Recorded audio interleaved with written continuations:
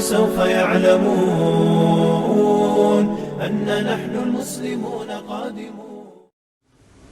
I kaže uzvišeni Allah tebarek tala wahfazu ejmanekum. O zakletvama svojim brigu vodite. O zakletvama svojim brigu vodite.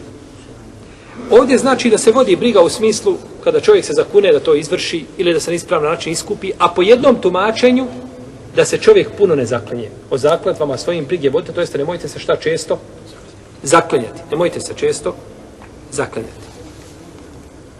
Šta je mudrost u tome da se čovjek često ne zaklinje? Kakva je mudrost u tome? Mudrost u tome što čovjek kada se često zaklinje i često mu izlazi ta riječ tako mi Allaha, vallahi, za svaku veliku i malu stvar, to ga navodi da nakon toga nema više, znači, respekta prema onome na čemu se zaklinje. Tako da čovjek koji stalno viče u svome govoru vallahi, vallahi, vallahi, dođe i zakuneti se vallahi. Tako od tebe zakletva njegova nije teška, ali tako?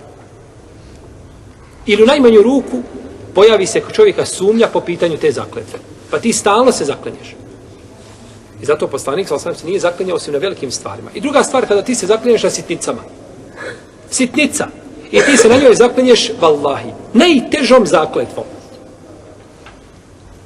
Pa Allah tebarek ve taala, na njemu se čovjek zaklinje samo na velikim stvarima. Pogledajte ovdje na čemu se uzvišeni Allah naredio poslaniku sallallahu alejhi ve sellem da zaklinju. Reci, tako mi Allaha, sigurno doći će vam ko? Sudnji dan. Nema većeg u sudnjeg dana. To nema veće od toga. To je temelj islama. Znači, na velikim stvarima da se čovjek zaklinje. A na sitnicama, onako, kada god priča da se zaklinje, to nije pohvalno. To nije pohvalno.